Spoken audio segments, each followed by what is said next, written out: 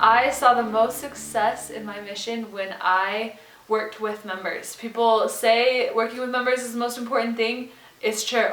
I think the biggest point in my mission when I realized the real power of missionary work was when I was in a branch and some members came up to me after I had been in the branch for about a week and a half.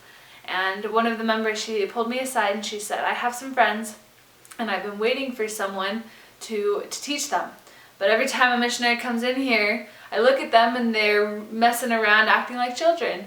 And she wasn't able to trust her friend with those missionaries, which made me really sad because I knew those missionaries were wonderful and could have helped this member's friend. But because they chose to act irresponsibly in front of the members weren't willing to trust them.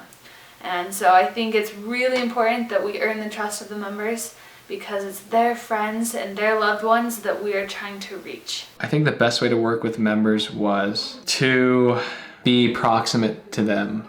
As long as they see you as a foreigner, they're gonna treat you as someone who is helpless and kind of like not extremely capable of doing things. But when you try to learn their culture, when you work hard at the language and you try to actually learn the customs, they're gonna say, okay, this is a capable missionary. I can trust them with my friends. I can trust them with my family members. I can trust them to organize an activity that will be legit, and et cetera, et cetera. So letting them know that you understand them, and then everything's good. One of the most effective ways we found to work with members was to use the Come Follow Me program, because it's something that the church is already wanting us to do, and so encouraging the members to do it helped them get in that habit, and it also helped us with members who weren't coming to church. They began to come to church and gave them an opportunity to feel the Spirit in their homes and to study the scriptures if they weren't already. Me and my companion love to heart attack members. If the new family moved in, or a less active, or just someone that we wanted to show a little extra love to, we would cut out a bunch of hearts and write messages and heart attack their door. Another thing we did to really gain the trust and to build friendship with members was if it was their birthday, over Messenger we could record ourselves singing happy birthday to them or just send them a text. We would often leave notes of appreciation after having dinner with members.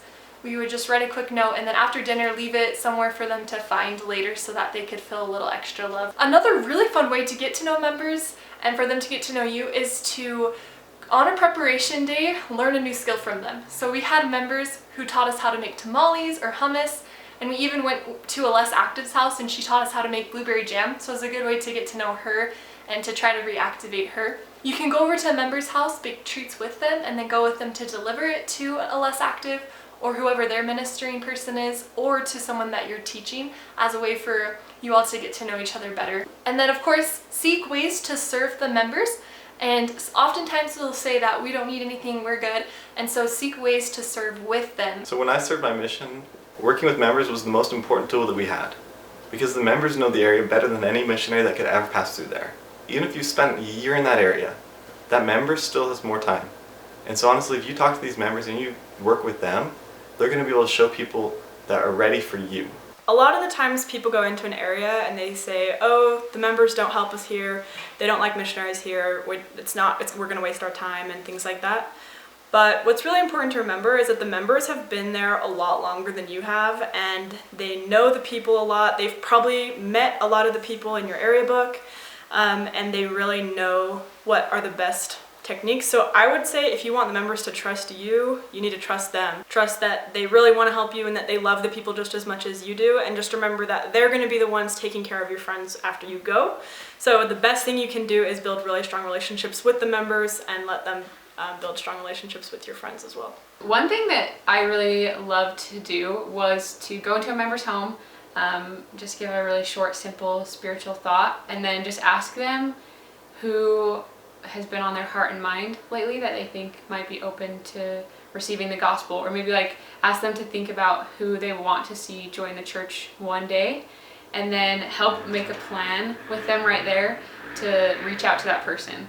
And maybe the person that they think of isn't ready for the gospel right now, but just by helping the member to make plans to become better friends with that person or to go and visit their family and just catch up, it really gets the member thinking about the ways that they can share the gospel with their friends, and maybe who in their lives could be ready one day that they can start working with, even if they may not be ready at this moment. In the Argentina Mendoza mission, the best way I worked with members was being able to go out to their houses and to preach with them, really teach them how they could be missionaries, and then follow them and go with them to their friend's house.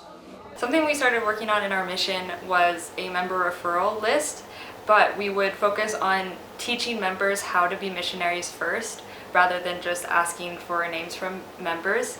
And it helped them see and value and get excited to be missionaries themselves, and invite as many people as they could to just fun activities, or even just praying for them. Sometimes that was the best thing that mission members could do.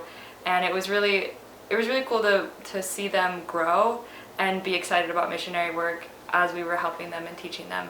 And eventually those people were ready to be taught by us, and it was a really cool process. One of the best ways that we were able to find people were through our members. Me and my companion at the time, when the quarantine all started, we came up with this whole lesson plan. The first lesson, we would just have a spiritual lesson on like missionary work, or just your own personal conversion stories with them, and then leave them with a commitment that we'd have to follow up on. Our second lesson would always follow up on that commitment and then ask them about sharing it with their friends.